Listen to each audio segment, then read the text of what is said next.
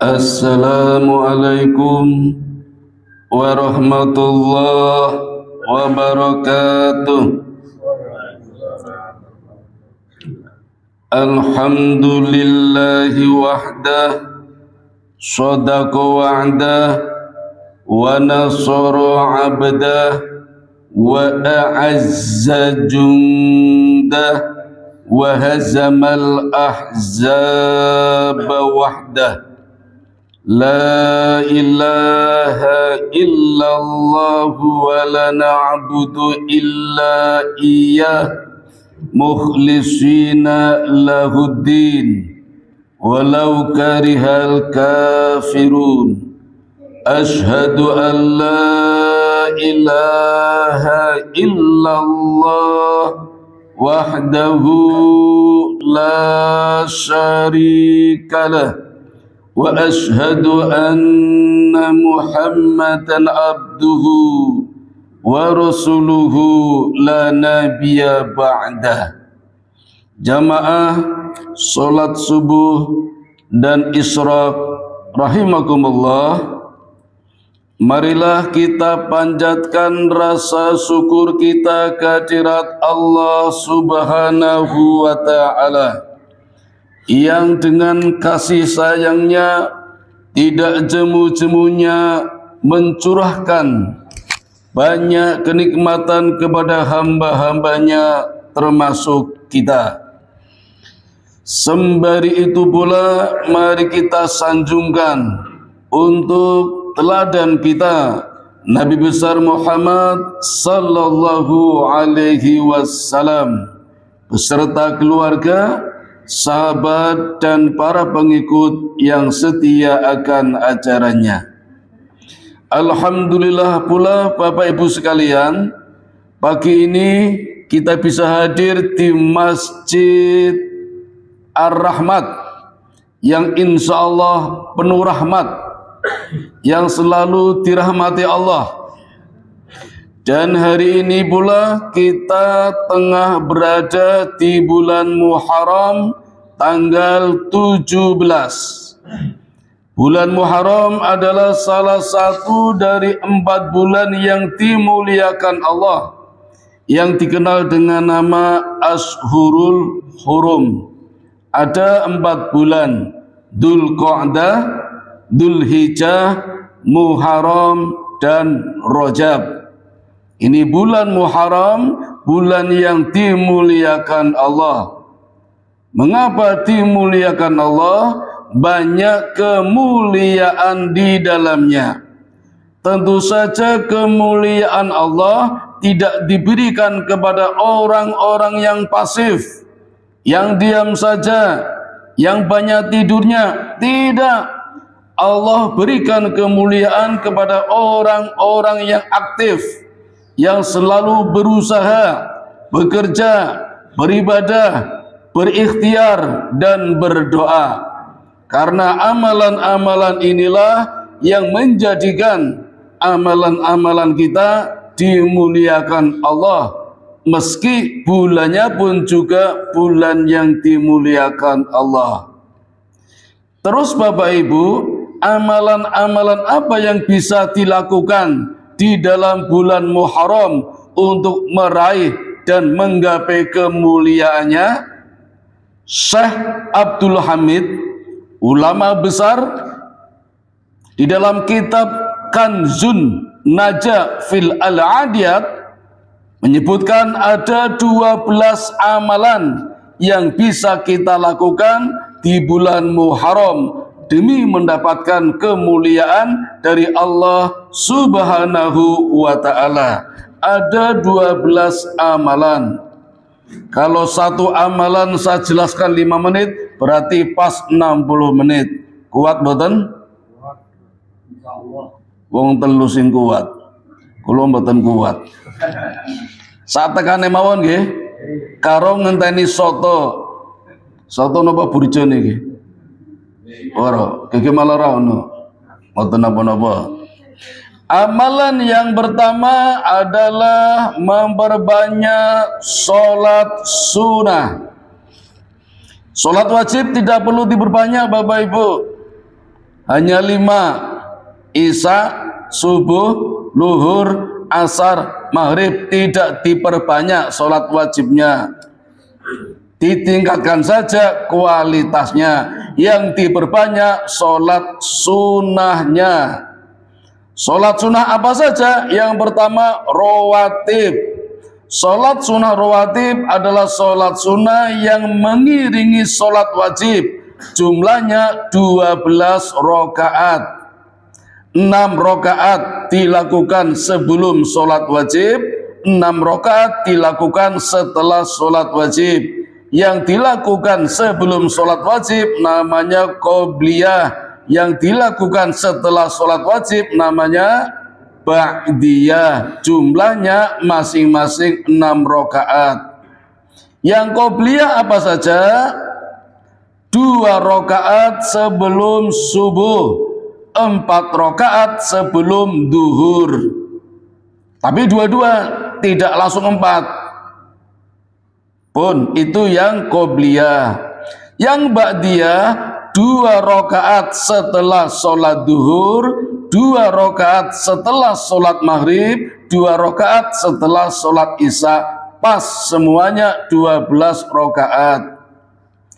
Umar bin Khattab nawar, ya Rasulullah, aku 10 rakaat saja. Yang qobliyah duhur 2 rakaat saja. Angsal boten? Angsal sunnah. Ora sholat ora apa-apa kok. Tapi di bulan Muharram disunahkan memperbanyak sholat sunnah. Kalau rawatib seperti tadi itu. Jadi kalau kita misalnya di masjid melihat ada jamaah sebelum maghrib melakukan sholat, nggak ada itu, nggak usah rame. Mungkin sholat sunnah yang lain, mungkin sholat sunnah tahiyatul masjid, mungkin sholat sunnah syukur wudhu, atau mungkin sholat sunnah yang lain. Jadi nggak usah ribut. Yang ribut harusnya yang tidak sholat. Semua orang sholat anteng, sholat malah diributkan. Nah Bapak Ibu, kalau misalnya datang ke masjid hampir qomat, kurang 2 menit, jenengan ajeng sholat sunnah qobliyah apa sholat sunnah tahiyatul masjid? Dua-duanya nggak mungkin tinggal 2 menit toh. Kecuali pesen sama yang qomat, jangan qomat dulu, tak sholat sunnah dulu. Tapi yang nunggu udah banyak, mangkel yang nunggu itu. Tekone keri sholat sunnah 2 kali. Ngin kula nggih wonten, Pak. Ngin kula wonten niku.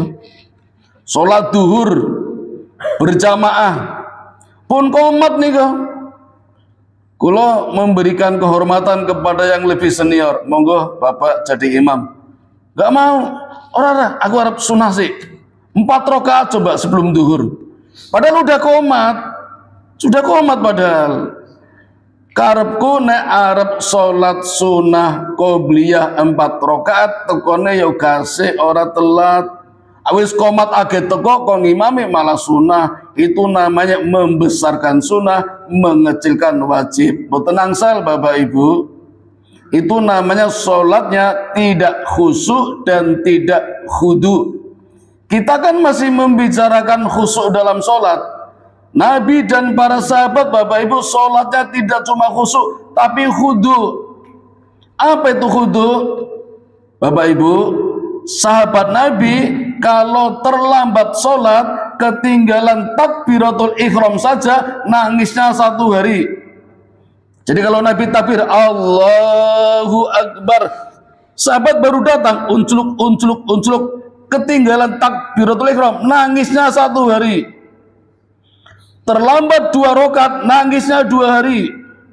Jadi sholat isya 2 rakaat, sahabat baru datang nangis 2 hari. Terlambat 4 rakaat, Nabi sudah salam, sahabat datang nangisnya 1 minggu. Di sini kalau terlambat nangis boten. Kata dong guyu nggih. Malah sengaja telat. Wah ki imame sapa iki? Ome Yanto, wah engko sisi sengaja telat. Itu namanya tidak khudu dan pasti tidak khusyuk. Mari Bapak Ibu kita tingkatkan sholatnya tidak cuma khusyuk tapi juga khudu. Umar bin Khattab pernah terlambat sholat maghrib. Besok paginya kebun kurmanya yang luasnya 40 hektar dibakar semua oleh Umar. 40 hektar. Rumah sakit Sarjito itu 10 hektar. Berarti 4 kalinya rumah sakit Sarjito. Kebun korma sama Umar bin Khattab dibakar itu gara-gara sholat maghribnya terlambat. Wani boten jenengan weanan maghrib ketinggalan, HP-nya dibanting. Orang wani nggih. Nek kula mawon HP-nya. Itu namanya khudu. Ya. Jadi ini penting Bapak Ibu, kualitas keimanan, kualitas kepribadian muslim terlihat pada sholatnya. Maka benar sebagaimana disebutkan dalam Quran surat Al-Ankabut, inna sholata tanha 'anil fahsya'i wal munkar. Sesungguhnya sholat itu dapat mencegah perbuatan keji dan mungkar. Jadi kalau masih ada perbuatan keji, masih ada orang yang berbuat mungkar, sholatnya pasti diragukan kekhusyuannya dan juga kekhuduannya. Ini baru sholat. Sholat sunnah juga penting, ya. Tapi jangan mengecilkan yang wajib. Mari mumpung di bulan Muharram kita perbanyak sholat sunnahnya. Tidak cuma rawatib, juga sholat sunnah yang lain. Tahajud, hajat, taubat, apalagi istikharah, apalagi tasbih dan sholat-sholat sunnah yang lain. Ini amalan yang pertama. Amalan yang kedua, memperbanyak puasa sunnah, terutama puasa Asyura di tanggal 10 Muharram. Sudah lewat Bapak Ibu, jadi nggak perlu sholat, nggak perlu puasa Asyura lagi. Nanti tahun depan diingat-ingat, dicatat, kalendernya dibunderi nganggo tinta merah apa spidol abang, diapalke puasa Asyura tanggal 10 Muharram. Biar beda dengan orang-orang Yahudi, tambahi puasanya sebelum tanggal 10, yaitu tanggal 9 Muharram, namanya puasa Tasu'a. Biar beda dengan orang Yahudi dan beda dengan orang Arab jahiliyah. Jadi puasanya 2 hari di bulan Muharram, tanggal 9 dan 10. Tanggal 9 namanya Tasu'a, tanggal 10 namanya Asyura. Orang dipotong Asyura. Kemudian puasa yang lain apa? Yang disenangi Nabi puasa Senin Kemis. Kata Nabi, Senin itu hari kelahiranku, maka aku berpuasa. Ini pelajaran buat kita. Bapak Ibu teling-eling lahirnya hari apa? Nabi senang dengan kelahirannya, maka tiap Senin berpuasa. Bahkan ditambah Kamis. Bapak Ibu, orang yang paling jahat benci sama Nabi sinten Bapak Ibu? Abu Lahab. Kok bukan Abu Jahal? Abu Jahal masih kalah. Abu Lahab lebih jahat lagi itu. Di perang Badar 70 tokoh-tokoh kafir Quraisy terbunuh semua. Abu Lahab senang. Apa harapannya? Biar jadi pemimpin, biar jadi raja di Mekah. Kan berarti Allah itu. Abu Lahab tidak ikut perang, semuanya suruh perang. Mengkonek mati, aku jadi raja, kata Abu Lahab itu. Sejahat-jahatnya Abu Lahab, tiap hari Senin diampuni oleh Allah dari dosa-dosanya. Kenapa? Karena dulu waktu Nabi Muhammad lahir, ponakannya Abu Lahab lahir, Abu Lahab senang banget. Tidak tahu kalau nanti jadi musuhnya, tapi ketika Nabi Muhammad lahir senang banget itu. Karena senangnya, maka Allah mengampuni dosa-dosanya tiap hari Senin. Jadi Selasa sampai hari Minggu diazab Allah, Senin libur. Selasa sampai hari dihukum Allah, Senin istirahat. Luar biasa ini kasih sayang Allah kepada orang yang jahat sekalipun bernama Abu Lahab. Abu Lahab saja tiap Senin diampuni dosanya, masa kita tidak? Maka mari Bapak Ibu tambah puasa kita, puasa sunnah Senin Kemis. Lalu puasa apa lagi?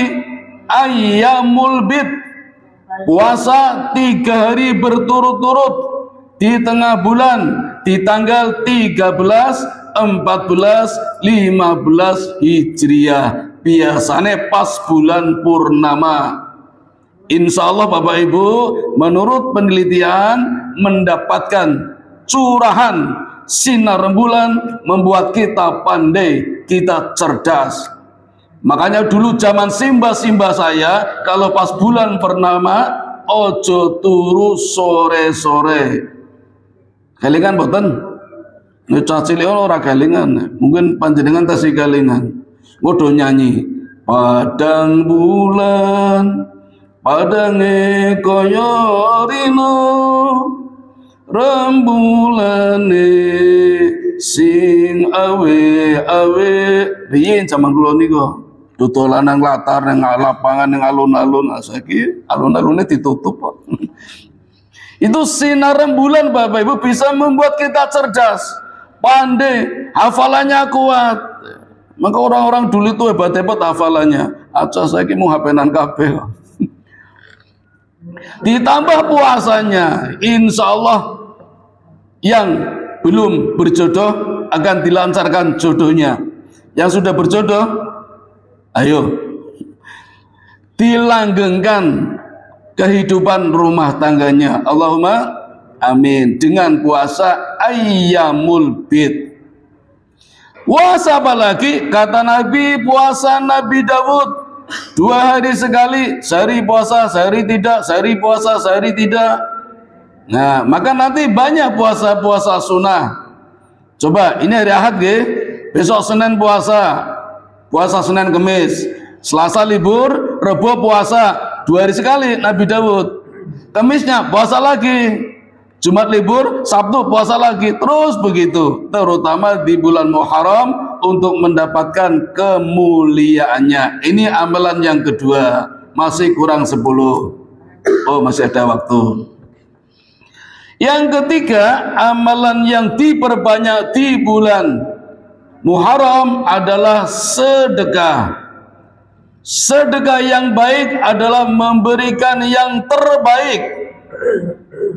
Kita sering keliru memberikan kepada orang lain yang tidak baik, yang tidak kita sukai. Contoh Bapak Ibu, di kampung saya masih ada memberikan orang lain yang tidak baik. Simbah kula Bu, niku men sore ada yang ngasih sayur asem, kangkung, bayam, tapi pun anyep, wis adem. Kulo jane tersinggung nih, wong sugih ngei simbah kulo sayur pun adem. Ini simbah kulo api yang ditompo, wong elu kok tak buang ayam ora doyan. Itu bukan sedekah, itu jenenge ngece. Wong dhewe ora doyan nek wong liya, niku jenenge ngece, ora sedekah. Kalau pengen sedekah ngasihnya pas panas-panasnya, pas umumnya lagi masak, makan, sisihkan, bukan sisakan. Yang sering terjadi sisakan, wis sisa orang tak nek tonggone, itu bukan sedekah, itu menghina itu. Kalau sedekah pas mateng-mateng sisihkan, samangkok nek tonggone. Aku entek boten tonggone yo masak nek ijol-ijolan. Cumi ijolan sontong misalnya, opor ijolan ayam, ijol-ijolan, itu namanya sodako. Maka Allah mengatakan di dalam Al-Quran, lan tanalul birro hatta tunfiku mimma tuhibun. Belum dinamakan kebaikan kalau belum memberikan yang dicintainya, walaupun sebagian. Maka kalau ingin bernilai sedekah, sedekah yang mabrur, sedekah yang kita cintai, walaupun kita tidak bisa meniru Nabi kita. Nabi kita luar biasa Bapak Ibu. Apa yang dipakai Nabi, apa yang dimiliki Nabi, kalau ada orang naksir dikasihkan. Ya Rasulullah, indah betul baju panjenengan, langsung dilepas dikasihkan Bu. Ngapunten kula mboten wani. Aku jenengan ngesir, aku wudu mulia. Ya Rasulullah, gemuk betul ontanya, kasihkan Bu. Kula mboten wani. Aku mulai mlaku kula nek motor ana sing ngesir. Walaupun kita tidak bisa seperti Rasul, mencobalah sedekah yang terbaik walaupun sebagian, tidak banyak. Dan ini dilanjutkan oleh para sahabat.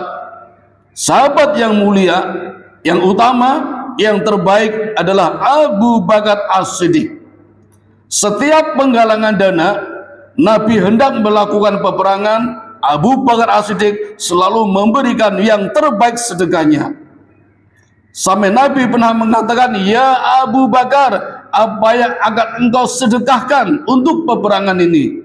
Kata Abu Bakar, seluruh hartaku, rumahku aku sedekahkan. Nabi bertanya, lalu anak dan istrimu? Kata Abu Bakar, aku serahkan kepada Allah. Luar biasa ini, nggak ada yang berani seperti Abu Bakar. Umar saja Mary selalu berlomba dengan Abu Bakar, tapi selalu kalah. Pernah Umar bangga akan menghadap Nabi, akan memberikan sedekah separuh hartanya. Tapi begitu sampai di depan Nabi, sudah ada Abu Bakar. Umar bertanya, ya Abu Bakar, apa yang kau sedekahkan? Kata Abu Bakar, seluruh hartaku. Umar kalah, Umar baru separuhnya. Utsman bin Affan, Bapak Ibu, khalifah yang ketiga, setiap hari Jumat, setiap khutbah selalu mengatakan, jamaah Jumat yang dirahmati Allah, hari ini, hari Jumat, aku membawa uang 2 karung, 1 karung uang dinar, 1 karung uang dirham. Dinar itu emas, dirham itu perak. 1 dirham beratnya 2,975 gram perak. 1 karung itu dibawa dengan tangan kirinya oleh Utsman. Tangan kanannya 1 karung uang dinar. Disampaikan pada jamaah, nanti setelah sholat Jumat, bagi yang membutuhkan silakan mengambil secukupnya. Dan bagi yang tidak membutuhkan, tidak usah mengambil. Maka benar, setelah Jumatan selesai, orang yang butuh mengambil secukupnya, dan yang tidak butuh tidak mengambil. Kalau ini dipraktekkan di Masjid Yogyakarta, saya yakin, seyakin-yakinnya sebelum Jumatan sudah habis itu. Jangankan uang, nasi kotak saja habis itu. Ini pemandangan yang kurang bagus. Saya melihat ada masjid di Yogyakarta, nggak perlu saya sebut namanya, daerah timur, sebelum Ring Road. Silakan tebak, rasa disebutkan. Itu bagi nasi kotaknya sebelum Jumatan, ludes itu. Ada yang disimpan di loker, ditaruh di sepatu, cantelkan di motor. Sebelum Jumatan sudah habis. Itu ada masjid seperti itu. Ada juga masjid, ini bukan salah masjidnya, salah jamaahnya ini. Masjidnya di sebelah utara, dekat Selokan. Silakan cari masjid apa. Saya melihat sendiri itu. Ada satu anak ambil 5 bungkus, mergo warna bungkusnya beda-beda.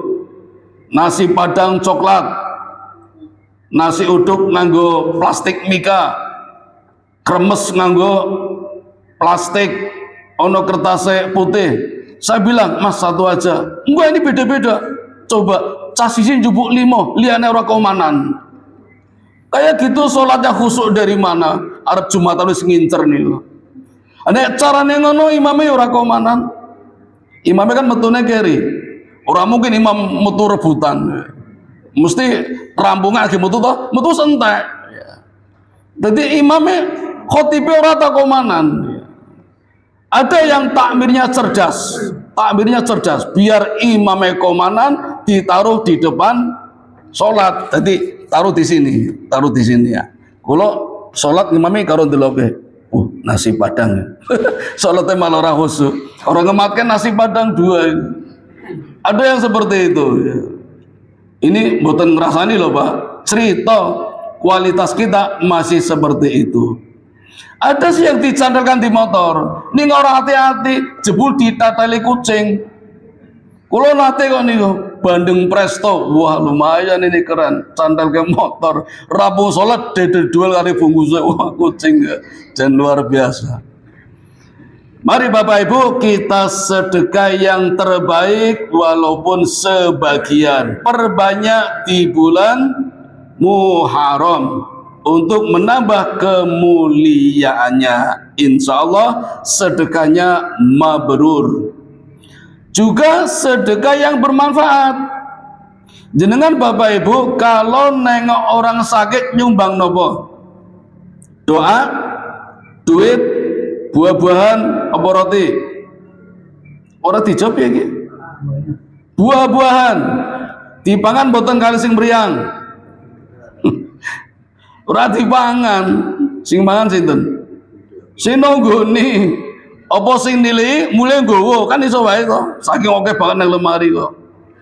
Yang terbaik Bapak Ibu kalau mau ngasih pas sehat. Kados kula niki lho, pas sehat niki lho, kula pas sehat ajeng gawe saiki mawon ora ngenteni kula mriyang. Kula mriyang ora doyan mangke. Kalau pas mriyang yang penting adalah doa. Yo karo duit ora apa-apa nggo nambahi berobat.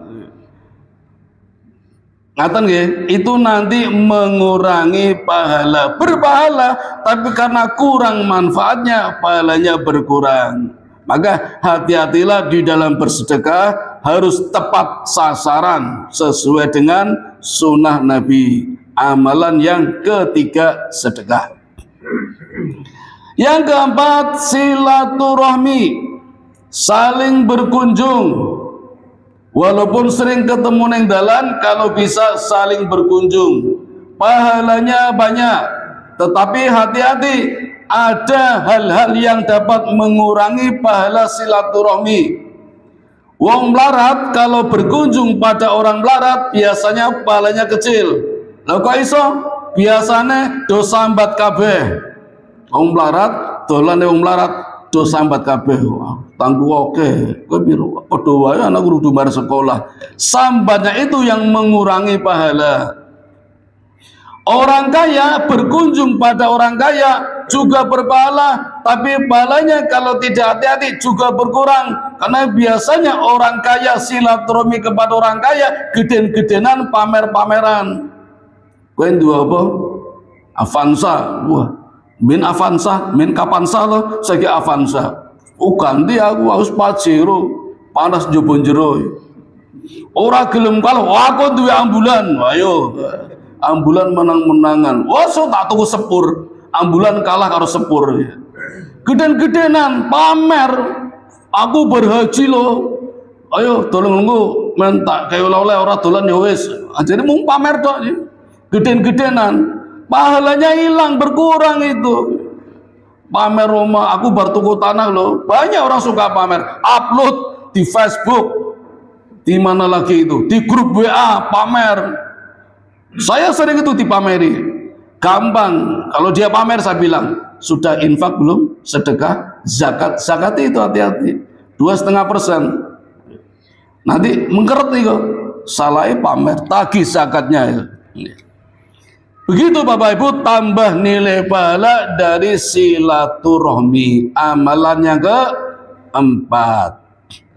Yang kelima, mengusap kepala anak yatim.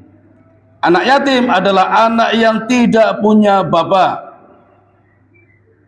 Saya nggak hafal di sini siapa. Yang hafal ya Pak RT, Pak RW. Mumpung bulan Muharram, diusap kepalanya. Maksudnya Bapak Ibu, orang mau diusap toh, yo dikai kertas abang angka 1,05. Oh gede banget. Ya wes separone sing warna ungu ya ora apa-apa. Sing gede 20 ora apa-apa. Atau dikasih makanan, dikasih jajan.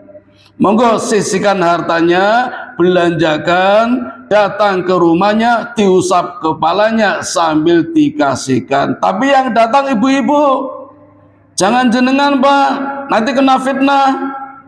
Kan anaknya nggak punya bapak. tinggal ibu jenengan toko dirasani tonggone mangke. Jenengan sing blonjo Pak sing ngai ibu apa teko bareng.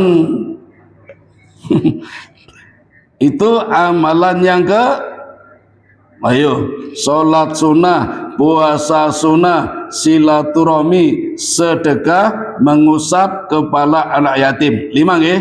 5. Yang keenam, memakai celak mata, terutama sing mripate sipit. Kula pun ombo to niki. Itu membuat pandangan menjadi tajam. Matanya juga sehat.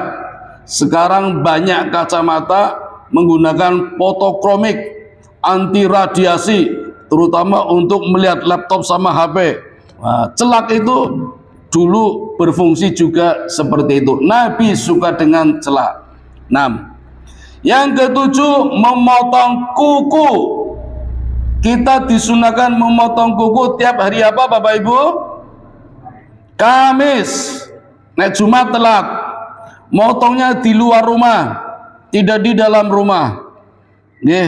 Itu disunahkan oleh Nabi. Nabi senang motong kuku. 6 nggih. Yang ketujuh, perbanyak mandi. Nabi mandi sehari 5 kali setiap akan sholat. Jangan pimpinan Pak. Misiji, kadang orang adus. Nabi orangnya resian, suka mandi, terutama malam sebelum subuh. Kalau takut dengan air dingin, pakai air hangat Bapak Ibu. Jangan pakai air panas, melodok. Pakai air hangat. Seger itu. Sebelum subuhan, jam 2, jam 3 mandi, wah seger itu. Apalagi sebelum mandi, guyon, gelut karo bojone, baru gue adus. Wah sehat tenan iki. Iki guyu-guyu paham ora iki? Nabi suka pakai wangi-wangian. Nabi kalau pakai minyak wangi itu dari rambut sampai netes ke badan. Minyak wanginya nyong-nyong kalau sekarang itu. Yang baunya kalau sahabat salaman sama Nabi 3 hari tidak hilang-hilang. Jangan minyak wangi biasa, kalah dengan parfumnya wanita. Saya di jalan-jalan kadang diselip cahwe itu, wur, ini wangi banget nih, padahal wur, ini wangi banget nih kok. Arep tak oyak ora kecekel. Aduh ngebut kabeh kalau kalah. Ning perapatan manduk, wah wangi banget nih, parfumnya menggoda.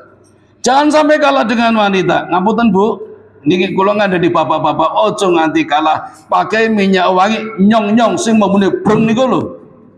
Ya nggak kayak Nabi seperti dulu lah, buat rambut sampai mengucur ke badan. Sekarang kan ada minyak rambut sendiri, minyak badan sendiri, yang nyentuh kulit apa itu Rexona ada sendiri. Nabi suka wangi-wangian seperti itu. Bajunya juga banyak Nabi warna-warni. Coba urutannya, Nabi suka warna hijau, putih dulu. Setelah itu hijau, biru, kuning, merah. Terus warna-warni, Nabi suka itu. Ganti-ganti, orang ajak pakainya kuwi terus kadang lusuh, keluwet, apalagi itu bahasa. Saya sering melihat orang Islam ini kumuh. Lihat orang Islam pakaiannya lusuh, apa itu ngelomprot. Orang nggak tertarik itu. Harusnya orang Islam itu bersih, necis, wangi. Nabi suka seperti itu, Nabi itu. Jadi yang diajak ngomong yo kerasan juga itu. Orangnya resian Nabi itu. Mumpung bulan Muharram, kita koreksi diri kita, bersih diri kita. Insya Allah jiwa kita juga bersih. Pun pinten niku amalannya, orang tetung mau niku. Amalan berikutnya adalah menambah nafkah keluarga. Wah, seneng nih ibu-ibu ini. Bapak-bapak yang biasa ngasih nafkah ibu sebulan 1 juta, bulan Muharram ditambah jadi 5 juta. Seneng betul Bu? Kok meneng wae ibu nih? Yo rasa kok wis tambah sithik, biasanya 1 juta tambah 1.100.000. Nek ono ora ya wis sabar mboten menapa. Tapi kalau bisa ditambah nafkah keluarga. Ini amalan di bulan Muharram. Amalan berikutnya apa? memotong kuku sudah, wangi-wangian sudah, pakai celak sudah, membaca surat Al-Ikhlas 1000 kali. Oke banget, boten Bapak Ibu. Kalau orangnya 1000 kumpul kabeh, mau maca ping pisan rampung. Saged boten ngumpul ke wong 1000. Kudune iso. Itu Idul Korban iso wong 1000. Salat Id iso wong 1000. Kudune saged. Apa lewat niki? Tamir Masjid umumkan, Bapak Ibu yang ada di rumah, mohon bacaan surat Al-Ikhlas sekarang juga 1 kali saja. Anek wonge 1000 sak kampung rampung nika. Tapi nek maca 1000 ya remuk nika. Apalagi yang tidak kulino. Saya pernah Bapak Ibu pertama kali ke Jogja tahun 1994, saya diundang mengikuti tahlil, namanya tahlil Mali Kutub. Saya nggak tahu karena nggak pernah tahlil saya, tapi karena penduduk baru menghormati orang-orang setempat, saya diundang, saya datang mengikuti tahlil namanya Mali Kutub, dari kata wali kutub. Jadi yang hadir dalam tahlil itu wali-wali perwalian dari 4 kutub. Kutub utara, selatan, timur, barat. Perwakilan dari pondok pesantren.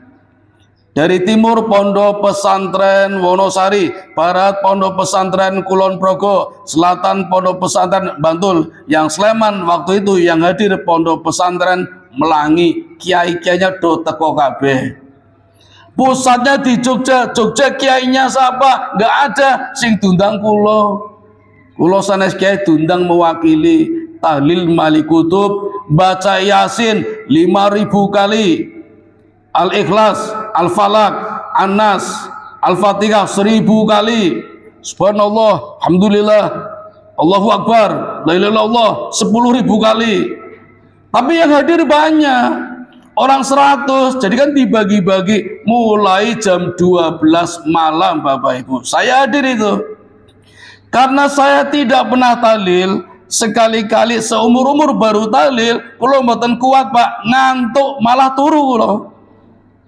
Tangi-tangi jam 3 malam menjelang subuh, saya melek. Ini banyak yang tahlil ini, kalau melek. Jebul teng depan saya ada bejana. Mangkok beling kocok isine kembang 7 rupa. Kula mboten dong kon ngopo niku lho. Dilalah mangkoknya persis di depan saya orang pertama. Kula ora ngerti, kula ngantuk nggo raup Pak. Kula merasa bener, oh, aku ora tau melu tahlil loh. Terus tak geser sebelah kirine. Sing sebelah kiri jebul orang nggo raup wong didamu. Mubeng, wah jani sintenan kula. Kiai ora, ustaz salah sing ngundang sapa ora ngerti kok. Iku pengalaman saya mengikuti tahlil Mali Kutub, membaca surat Al-Ikhlas 1000 kali. Ning dibagi wong akeh dadi gampang. Monggo bisa dilakukan sendiri-sendiri, bisa juga dilakukan bersama-sama. Biar ringan amalannya, pahalanya barokah. Monggo direkap lagi dari pan, atau yang kurang boten. Yang pertama sholat sunnah, puasa sunnah, menyambung silaturahmi, sedekah, mandi, memakai celak mata. Oh ya, ini ada yang belum. Berziarah kepada ulama. Apa masih ada ulama di Indonesia? Ya kalau nggak ada ulama ya kiai, nggak ada kiai ustadz, baik yang masih hidup maupun yang sudah meninggal. Tapi hati-hati kalau ziarah pada orang yang sudah meninggal. Kita dilarang minta doa. Dilarang. Yang boleh mendoakan. Saya masih menyaksikan wisata ziarah wali di tempatnya berdoa, minta doa. Saya lihat sendiri ada Pak Camat, ada Pak Lurah masih minta doa pada orang yang sudah meninggal. Tidak boleh. Yang boleh mendoakan kecuali kepada Nabi. Tapi kalau kepada Nabi membaca sholawat sebagai perantara. Kalau mau minta perantara, minta wasilah pada yang hidup. Jadi ziarah kepada ulama baik yang masih hidup maupun yang sudah meninggal. Tapi hati-hati kalau ulama yang sudah meninggal. Itu pun ulama yang baik, bukan ulama yang jelek. Karena ulama ada dua, ada ulama su, ada ulama a. Su itu baik, a itu tidak. Jadi tidak digabung tidak baik. Ulama yang tidak disiplin, yang tidak konsisten, biasanya ulama-ulama yang menerima bansos itu, imannya tergoda itu. Pondok-pondok pesantren sekarang banyak yang menerima sumbangan 2 miliar terus berubah prinsipnya. Itu ulamanya sudah ulama ASU. Ngapunten Bapak Ibu, minta fatwa, minta doa pada ulama yang baik, yang konsisten kepada keimanannya. Berapa Bapak Ibu? Apalagi yang belum menjenguk orang sakit, ini amalan yang terbaik, pahalanya besar. Tadi sudah nggih menjenguk orang sakit, tapi dalam rangka sedekah. Jadi 2 amal tadi. Untuk mengingat kematian dengan cara ziarah tadi sama menjenguk orang sakit. Sempatkan ke rumah sakit tiap hari atau hari apalah, walaupun nggak ada teman, nggak ada saudara, datang aja. Nanti dicegat satpam, ada bapak menjenguk orang sakit. Siapa? Semuanya kan sakit. Datangi aja. ICU, lihat orang yang cuci darah, ya, darahnya dicuci. Untuk introspeksi kita, siapa tahu besok kita nyusul. Naudzubillah min dzalik. Tapi itu memberikan pelajaran buat kita agar tidak sombong, tidak takabur. Nah, itu juga amalan yang baik. Menjenguk orang sakit baik di rumah maupun mondok. Sudah Bapak Ibu, ada 12 amalan. Apal boten? Tak urutkan nggih? Kesimpulan nih tak urutkan. Melaksanakan sholat sunnah, berpuasa sunnah, menyambung silaturahmi, bersedekah, mandi, memakai celak mata, berziarah kepada ulama, menjenguk orang sakit, menambah nafkah keluarga, memotong kuku, mengusap kepala anak yatim, membaca surat Al-Ikhlas. Itulah 12 amalan yang dapat kita lakukan di bulan Muharram. Mumpung baru hari yang ke-17, masih ada 12 hari, syukur 13 hari kita ada peluang untuk mendapatkan kemuliaan di bulan yang mulia.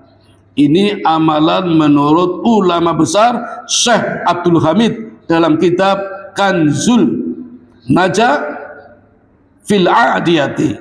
Ada 12 amalan.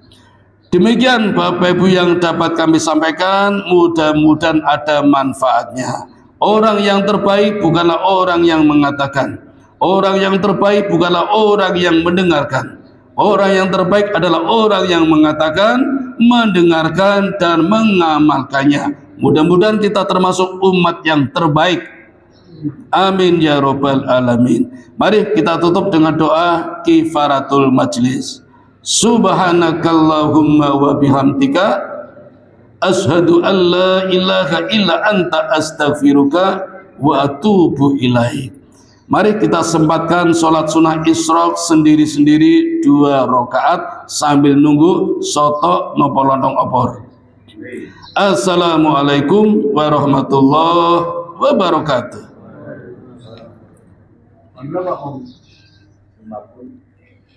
Oh, 2 menit lagi. Oh, doa. Wah, ibu pun ngatik nunggu malih nih. Ala hadiniyah wa syafa'atillahi rasulillahi sallallahu alaihi wasallimul fatihah. A'udzu billahi minasyaitonir rajim. Bismillahirrahmanirrahim. Alhamdulillahi rabbil alamin. Arrahmanir rahim. Maliki yaumiddin. Iyyaka na'budu wa iyyaka nasta'in. Ihdinas siratal mustaqim. Siratal ladzina an'amta 'alaihim ghairil maghdubi 'alaihim waladdallin. Amin.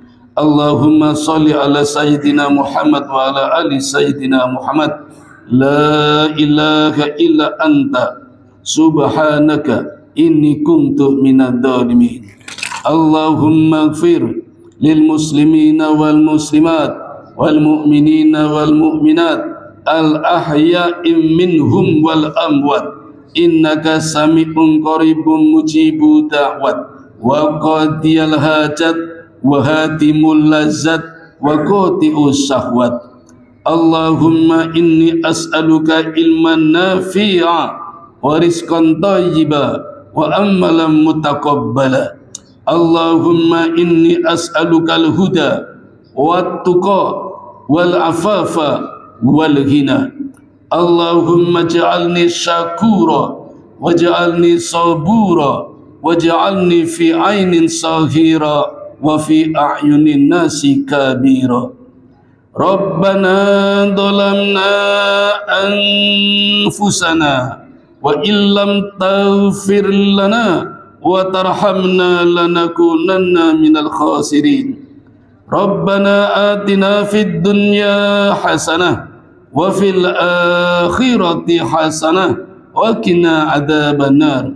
Wa sallallahu ala sayyidina Muhammadin wa ala alihi wa sahbihi ajmain. Subhana rabbika rabbil izzati amma yasifun wa salamun alal mursalin walhamdulillahi rabbil alamin.